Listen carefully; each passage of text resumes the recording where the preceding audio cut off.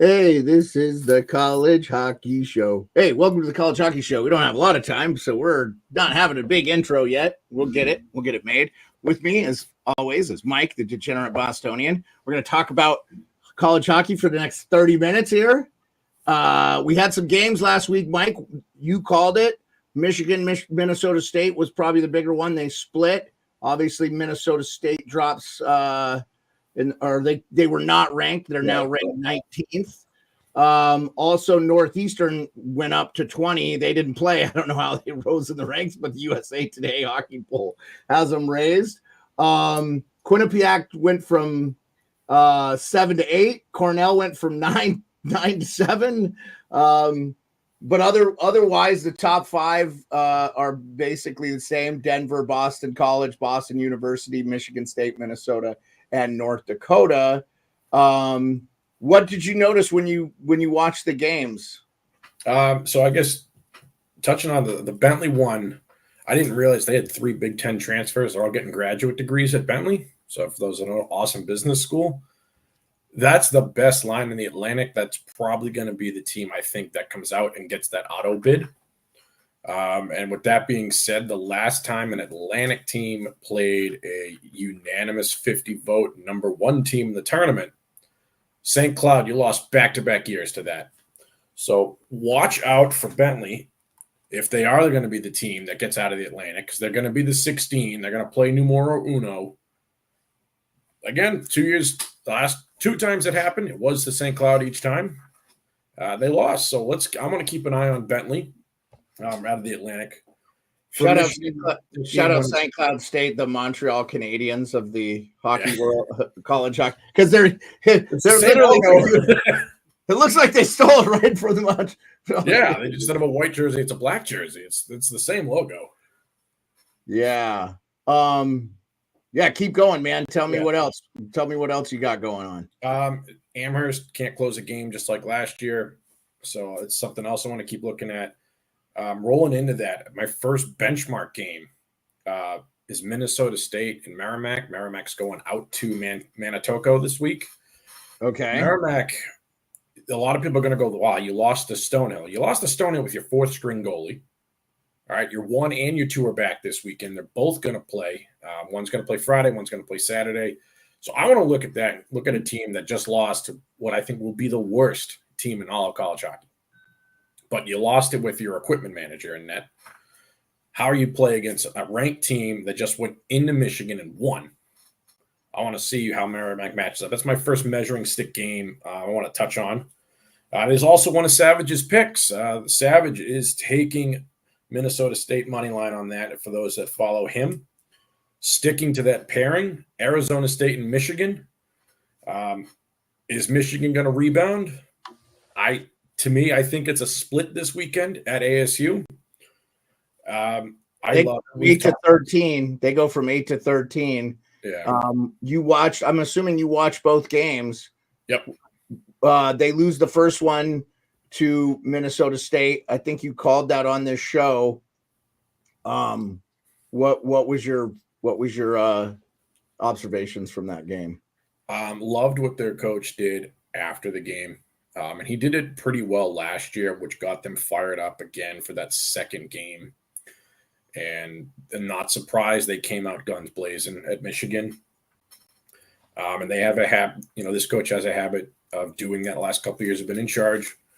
And I think he's going to do it again. But Arizona State is a lot stronger in my mind than Minnesota State. And it's not at Michigan. It's at Arizona State. You have to survive ASU. I told first college show, Merrimack went out last year. There was 3 kids that were too hungover to play Saturday. All right, you are staying on Arizona State's campus. You get to look at everything that Arizona State has to offer. It's pretty easy to get distracted. And so sorry, we don't have to imply what that means, by the way, guys.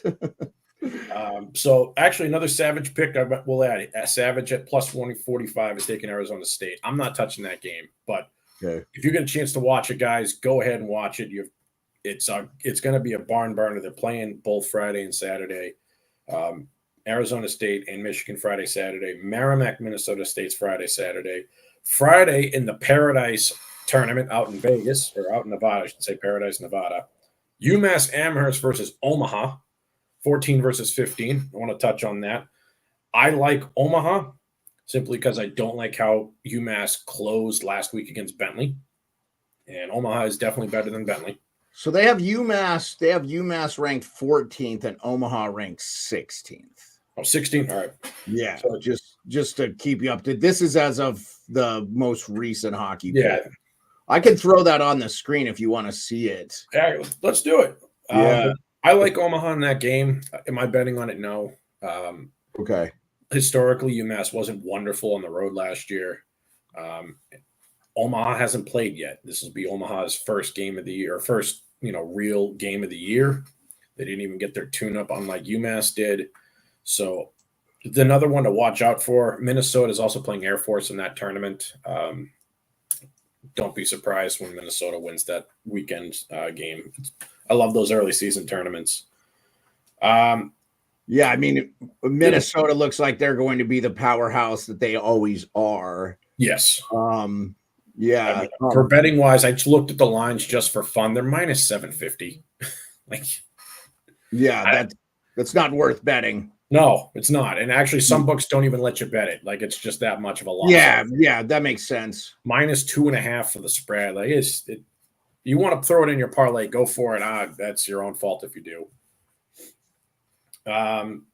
Last game for this weekend I want to talk about is Bemidji State St. Cloud. It's an in-state rivalry.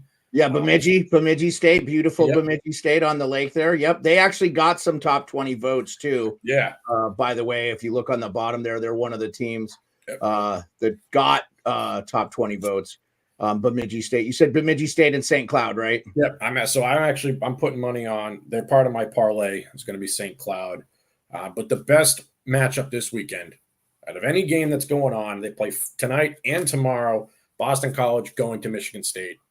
Oh yeah.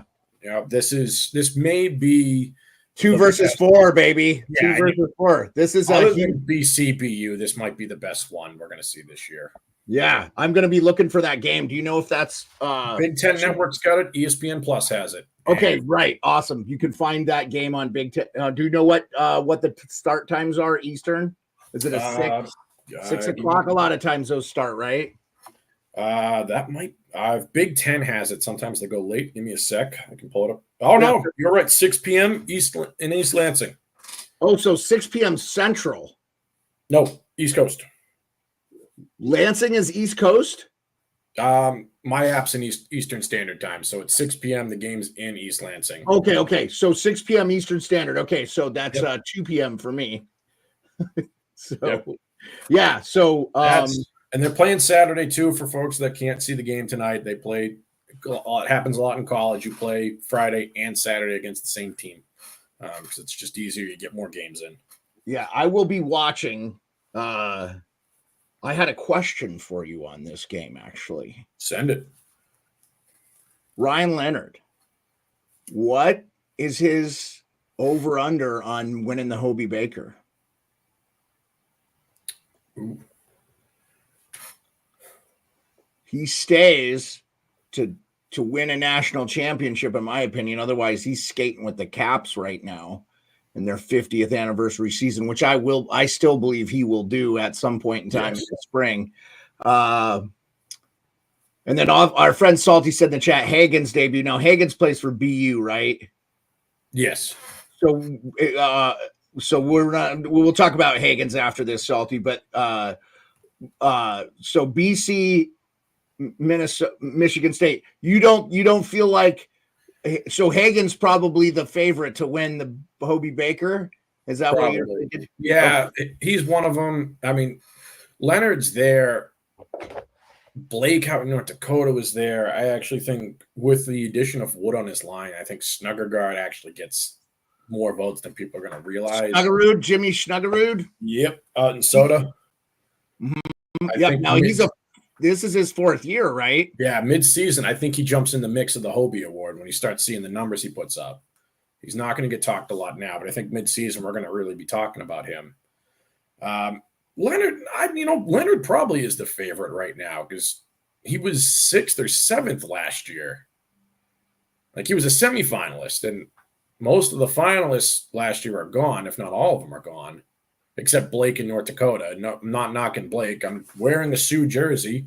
I'll be wearing it to the Duluth U-Lowell game today because I hate Minnesota Duluth, and I'm definitely going to rep their rivals. I can't wait to see Blake play at Providence next week, I might add. But Leonard's got to be the number one for the Hobie right now. But you also have two Richter finalists in my mind in that matchup with Fowler and Augustina. So I think if Leonard puts a couple in the net, in my mind, sets him pretty far up, because I do think Augustina is going to be a brick wall, just a solid wall this season. So if Leonard can put a puck in the net tonight. Yeah. Okay. I just, it came to my mind, and I was just wondering if there was an outside shot. He had a chance. So I thought maybe because you're doing the, this is a question for you too. From Salty. He goes, I'm going to be interested in Letourneau playing in Boston College. I assume he'll be in the bottom six. He is currently listed third line, but listed as also getting power play time. Well, that is bottom six. But yeah, hey, you got a big body. Why not use him on the power play, right? Right. That's where he is right now. I'm going to be seeing him the 22nd against Western Michigan. I will be buying his jersey. Letourneau plays for BC? Yep. And Western Michigan's coming out October 26th. Getting my games mixed up here. Yeah. That's going to be a game. I will be there. Just to rehash real quick on this Boston College Michigan State game. The only thing that if I was a BC supporter that would make me a little bit nervous, Michigan State's already had a couple of games. So I wonder they're a little bit sharper in that first game. Maybe you like Michigan State game 1 and Boston College in game 2, or Boston College played the Junior Eagles this weekend. So like they did play 18 and 19-year-olds that just aren't in college yet. I still like Sparta, more or less actually because it's at home. Michigan State was solid at home last year, so I think it's more they're at home, not so much Michigan State played. Lake Superior did give Michigan State a run for their money, and maybe that was the wake-up call Sparty needed. But I think if you're a first period better and you can find the line somewhere, I couldn't find it. I am definitely taking the Spartans at money line first period. Okay. Just because they did play a real college team that counted towards their record, and BC played a high school team or a major junior team, so it doesn't count. So I like them, but if you can get an under on that game, I think that might happen too, because again, I think you have two Richters there. Yeah, I mean, you got for sure. That makes sense. Hey, real quick, just a quick announcement. There may be a problem with X for those of you who are watching on X. Sorry, I appreciate you guys. If you want to pop over to YouTube or Instagram, we're on Instagram. I didn't see anybody pop in, but I appreciate you. So I don't know what's going on with X. That's the first time I've ever had that. Must be they didn't like me retweeting a picture of Trump with Elon Musk in a dog collar or something. I don't know. I'm just joking. I'm joking, X. Don't cancel me. I can't have fun today. Come on now. Oh my God, dude. But actually, two more games I want to touch on. They're only playing Saturday, these two. Why, I don't know. Providence is going to North Dakota. A couple of Bruins playing in that game, so I take a lot of interest because they're playing on the Friars. And as I mentioned, Blake, he was a returning Hobie finalist. The kid, he's got a great spin move. The kid thinks he's younger. Matchup we definitely want to look at. And then Penn State is coming to Quinnipiac tomorrow. I will be hounding that line, and if I can find something I like, I'll throw it up on Twitter. I haven't seen a line for it yet. Yeah. Penn State did receive top 20 votes, but are not in the top 20, and Quinnipiac is 8th as of right now. I think Penn State has a top 5 goalie. He was for UConn last year. He had 51 saves and a 4-0 loss to BC. And I'm like, I just felt bad for the kid. He just got shelled the entire game. So I think with Penn State's defense, granted they're not ranked for a reason, everyone, but I think they sneak in. I think they sneak in to the rankings eventually. And I'm the biggest Quinnipiac hater in the history of forever. I'll full-blown admit that. They play the most structured, defensive, sound game you're ever going to meet. That I cannot deny. If I deny that, I'm just a hater. But their defensive structure is elite. They always have a good goalie. They always have strong centermen. They don't know how to score. Like in years past, they just have not known how to. They can't score. Penn State can score. So if we get a big game out of Penn State's goalie, I think Penn State can win. So I will look for a line for that tomorrow for you. Those are the games I wanted to touch on. As I said, I'm going to jump into bets for the weekend. As I mentioned, the Savage, the dude's a psycho. He has Arizona State at home plus 145 tonight. He has Duluth minus 195 on the road at Lowell.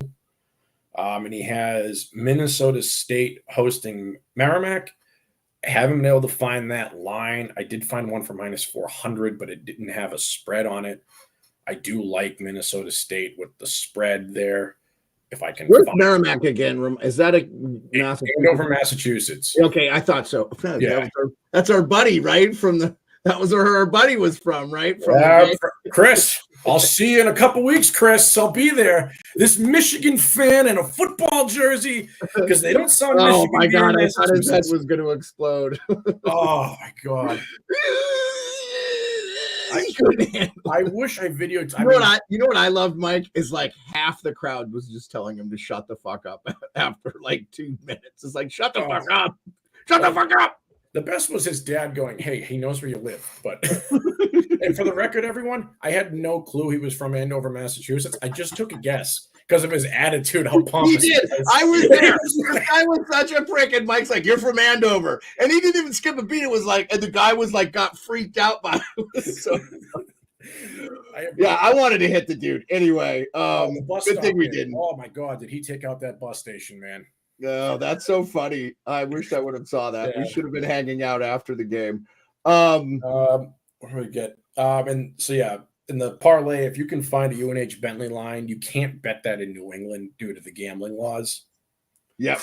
So that game is you know what? For me, though, I actually am okay with me too, 100%. I'm okay with local state universities, just with the way organized crime is, and especially in states as old as Massachusetts, which is like 300 years old at this point. Like, that's deeply enriched into the culture there. Like, I'm glad that it's okay. We don't bet on. Especially like a school like Bentley, those kids, probably have a lot of money. But I can tell you right now, that's a school that no one's going to see getting a bribe taking those players. So I'm super pumped for like the morals and ethics of the world that we can't bet that in New England. But if you can bet it, guys, take UNH. You can bet Duluth and Lowell. So that's UNH versus UMass Lowell. No, UNH is playing Bentley. Take the Wildcats, parlay them with the Bulldogs of Minnesota Duluth over Lowell. John, if you're watching, I will throw my Mountain Dew at you when Lowell scores tonight. Stupid Savage. My bets of the week. Got a parlay going tonight. Notre Dame at St. Lawrence. And St. Cloud hosting Bemidji State. You can't get that parlay on DraftKings for some reason. That's Bemidji. Yeah, how do you pronounce it? The B State, the green one. It's got a cool logo. Beautiful Bemidji State, man. If you ever see their campus, I had a friend who went to college there. Actually, yeah. I love their jersey. I want one of their jerseys so bad. Yeah. Well, we'll have to see if we can't make that happen. MGM's letting you parlay them for plus 104. So. That's my parlay. That's actually the only action I have going tonight. Okay. The big game is obviously Michigan State BC, BC at Michigan State. Yeah, I got that recording. I'll watch that when I get home. Okay. Yep. Yeah, I'll watch that. ASU Michigan. My dad's going to be watching that. He'll be texting me updates so I can fire away. Scoring props, if you can find them. They used to have them on All Bets 365. All Bets, it's week 2 of college hockey, and you're not posting any. You were the glorious Mecca. And for those of us in Massachusetts, we would refer to you as the 3-way of sports books when it came to college hockey. All right. Week 2. You haven't posted anything yet? What's going on? Don't make me go to the line. Let me come back to you. I wonder, Mike, too, though. I think a lot of these books are getting killed by the Sharks, especially in hockey. And so they're reluctant to put out good numbers. And I've been told that the Vegas books don't have good lines on the NHL because, look, and I know the experts all picked Edmonton. Then we watch game one and we're like, oh, yeah, their defense is lacking. I'm using an NHL thing, but I think college is even worse. They just don't have the manpower to see what these kids are doing and how they're doing. I think that's the thing. They're scared of someone like you who's in it, and look, you're going to lay a bunch of money on a 4-leg parlay and take them for 10 grand. Like, I think they're nervous. That's my opinion. Yeah. So actually, Twin Rivers and Tiverton, they're casinos in Rhode Island. They're now owned by Bally's, but prior to them being owned by Bally's, they actually wouldn't post hockey lines 5 hours before puck drop. That makes sense, though. And it was so tight on it. It was so hard. So, like, you couldn't look at the lines. You couldn't figure it out. And when you got there, it was an hour wait. I'm like, it's a Friday night. It's 5:30. I want to place my bet, go get some dinner, come back and watch the game. I'm not placing my bet till 7 o'clock. So it's like, do you go to dinner or do you place your bet? And it came to pick that. So, like, Rhode Island has been doing that.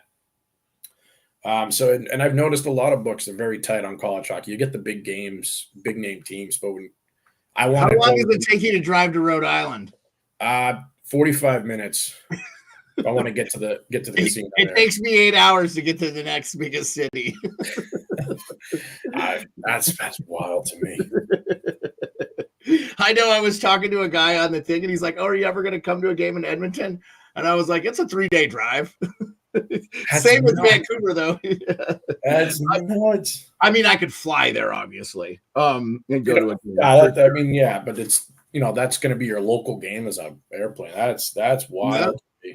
Yeah, that's why it was laughable when the games were blacked out here, Seattle Kraken games specifically. But yeah, beautiful Bemidji State, the Beavers. Go Beavers. Let's go. Shout out my friend Matt Smith, who actually is no longer with us. He died during COVID, so rest in peace, Matt. He was a Bemidji State alumnus. So, but yeah, sorry. Continue on with your bets, my friend. I I had Bowling Green over Robert Morris on Thursday. That is something the books didn't get right. Was Bowling Green was plus money? Oh, and Bowling Green won, so you won. It was a plus 105 or a plus 110. It wasn't like a massive, but it were plus money. And I'm like, that's a coin. Well, 110, I guess, a coin flip. But Robert Morris looked like. I know I'll be seeing them when they come up to Bentley. A team that I think they got wrong was Bowling Green. Other things, just like I want to say, keep in mind is watch the BU Terriers tonight. It's a cup. I forget who they had. They had a cupcake game, but we want to target that first line of Capone, Vollmer, and Eason. Mm-hmm. That's a line that Capone has a locker room cancer. 3rd round pick going to Edmonton. Okay. But, we all know Eason, 11th overall, I believe, in the most recent draft. And then Vollmer was also a first rounder. They're hosting Union tomorrow. BU is going to blow them out. I'm not going to say bet that game. If you do, I don't know, maybe take an over. BU is going to put a whooping on them. But something to look, is that line gelling? Is that line meshing? Did they break that line up? Because Capone is a locker room killer. Real quick about BU. They got James Higgins. I told Salty we'd talk about him. Yep. Now, how much of a step back did they take without Hudson? Boy, he looked good for Montreal the other night, too. They lost to Boston, but he looked good. Did you get to watch that Boston-Montreal game, any? I did. Yeah. Bruins, the panic meter is now low in Bruins dumb, I think. But I'll tell you what, Montreal, they ended up scoring 4 goals in that game. I know Boston probably let off the gas there at the end, but I really was impressed with Hudson. I'm really more excited about his brother, which I heard he did not look as little on the ice to me, too. Oh, that he's the brother that's at BU, the youngest one. He's the most talented. He's the biggest. Yeah. I think they take a step forward. Yeah, you think they'll be a better team without Celebrini and who else did they lose in the draft? Well, Hudson, obviously. Yeah, those are the two big ones. They lost a few others. Like Karan came alive last year in the tournament, and like he went from 3.8 goals against average, and then in the Hockey East semifinals, Hockey East finals, and then the national tournament never gave up more than 3 in a game. Right. They just ran into Denver. Yeah, I mean, but he's like, I had the over in that game. I actually adjusted the over from 6.5 to 8 because I had the highest scoring offense in Denver and a goalie with close to 4 goals against, and then Devine, who had an injured knee, injured it in the second period of the UMass game, first game of the tournament. He actually got pulled and then put back in. I'm like, this is a 4-3-5-3 game. Give me 7.5. I mean, it was I think it was 2-1 in overtime. Yeah, very close. I was just sitting there scratching my head. I'm like, these goalies haven't played like this all season.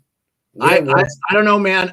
You've been to more of these than I have, but with Quinnipiac the year before and then Denver, it feels like the defensive teams that focus on that are going to do well in the Frozen Four tournament. Year in and year out. Like when Boston hosted it, Minnesota State, they were up 1-0 over Denver, and they were inferior defensively, but they had McCabe, the Hobie Baker winner there, and he stood on his head, but there was no life on that bench. It became 1-1 with 7 minutes to go. I think the final score was 5-1. Denver just put one in the net, and all of a sudden, all the air, you could feel it. I was in the Minnesota State section. It was gone. Year in and year out, it's the best defensive team. Because Minnesota, if they had a best of 7 series when Quinnipiac won, Minnesota's winning that. But not that one time. And the reason I'm saying Minnesota wins is they had a more well-structured team. But when you run the same play 5 times and you forget to defend it the 5th time, you lose. Yeah, I thought they got lucky against BU that year too. I just feel like they got a few calls that were a little bit questionable in that series. ESPN was all over that 5-0 in penalties. Yeah, I mean, I was at the game. Were you at the game too? Were you there in Tampa? Okay, so no, not in Tampa. Okay, so I was there. I physically went there. And I noticed it. It was blatantly obvious. I couldn't remember the last time I was at a hockey game where it felt that one-sided, in officiating. It just felt weird. Like they were all members of the Allie Ray podcast or something. I don't know. Like it just felt really weird to me. And then I told you the story where I was in a little bar eatery that was across the hotel from where Minnesota was staying, and I told the group at this table that I thought they got a little bit lucky with the officiating. Yeah. The head coach was at the table. I had no idea. The guys go, "You know who that was?" I was like, I didn't know it was him. Oh, you do now. Yeah, I can pick him out. I can pick him out of a police lineup now. But anyway, let's finish your thoughts on the last couple of games here, and we'll call it a day. Yeah. But we're back up on X too, by the way. Thank you, X. There we go. But I would say for BU, there's a reason they're one of my 2 teams I think will win it all. I'm just curious how they handle Capone. I think Jay can settle him down. I think he's a good coach. I think it's hard to flex being a 3rd rounder when 2 first-rounders are on your line. I think it's really hard to flex that. Yeah, I mean, if anybody – is this his kid's first year on BU? He's a transfer? He's a grad student. He did 4 years at Merrimack. Okay, now he's going to BU. Okay, so, yeah, I mean, look, man, Jay Pandolfo comes from that Lou Lamoriello, New Jersey Devils teams that won Stanley Cups and stuff. I think he's an outstanding head coach. I know Ryan Whitney has nothing but nice things to say about him as I rep the Spit and Chicklets gear. I'm not just saying. I mean, Ryan's a BU grad, and he follows the team close. I think he volunteers with them or whatever. If there's a coach in college hockey that's got the cachet to handle that kind of shit, it's Jay Pandolfo, right? He still comes back to Burlington High and helps out. Yeah, I mean, he seems like a Class A person, man. Is that where you went to high school, by the way, Burlington? Yep, same high school as Jay. His jersey's hanging up, along with the other 12 drafted players that are there. Yeah. So that running joke is, Woburn, you have Greg Carter, and we have a whole wall, us Devils. There's 13 of us in the NHL.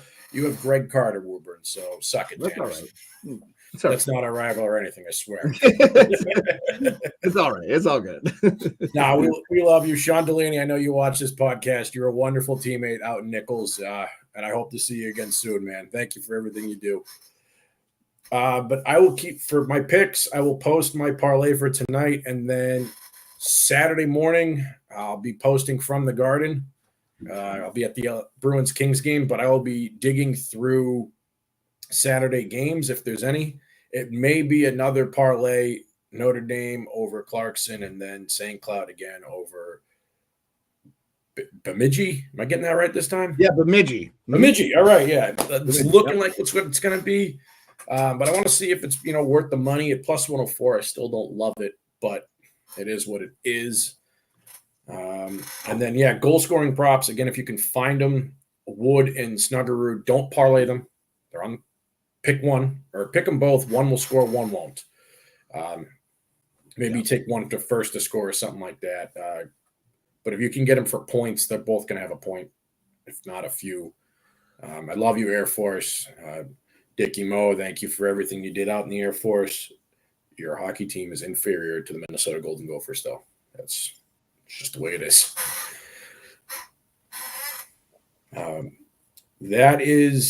That is it. Oh, and my parlays, for some reason, for New England books, only MGM's letting you parlay that. Everyone else, got to take them solo. So shout out to MGM. Thank you for letting me place that. Yeah, awesome, man. Okay. You got anything else for the peeps? Right now, no. I know it's a 5-game weekend for me. I got Lowell, Duluth tonight, Bruins tomorrow, UNH tomorrow night, and then Sunday fun day. I'm gonna go see who's playing Sunday. Bentley's got a Sunday game. I forget who they're playing Sunday. It is not. Maybe it is UNH again.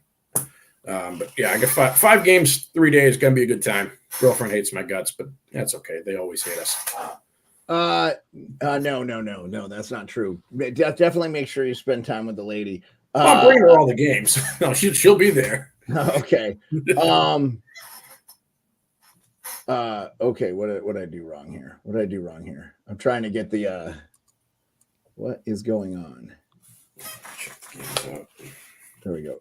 Yeah. So to follow Mike's picks, he's at Boston DEGE 38395. That scrolls on the bottom. I'll make sure you have that for the rest of these shows. I have our own college hockey banner now. Scrolling, little poor production on my reasons. Salty, thanks for popping in, being a mod. I know you had to block like 28 people coming into the chat. Just kidding. But hey, this is our second show or third show.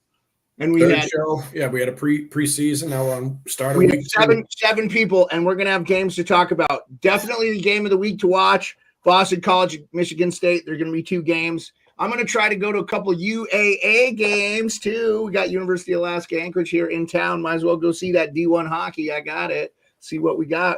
It's not like there hasn't been some talent that come out of there. Jay Beagle, Stanley Cup champion, and also Spencer Carberry and Justin Bourne. Shout out Justin Bourne. Justin Bourne may have not had a heck of a hockey career, but he's having a pretty good media career. He works for Sportsnet now.